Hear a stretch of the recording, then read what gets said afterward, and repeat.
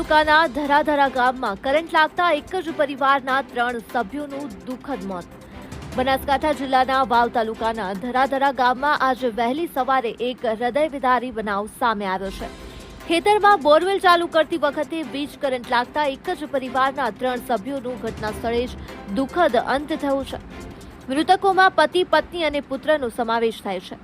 પ્રાપ્ત માહિતી અનુસાર જેઠાભાઈ ભાવા મકવાણા જેઓ પતિ છે, રઘુબેન જેઠા મકવાણા જેઓ પત્ની છે અને પતુભાઈ જેઠા મકવાણા જેઓ પુત્ર છે, ત્રણેય મળી અને ખેતરમાં બોરવેલ શરૂ કરવાના પ્રયાસમાં હતા ત્યારે અચાનક કરંટ લાગતા કોઈને બચાવી શકાયા નહીં.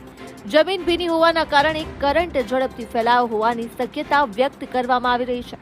આ ઘટના બાદ સમગ્ર ગામમાં શોકની લાગણી વ્યાપી છે.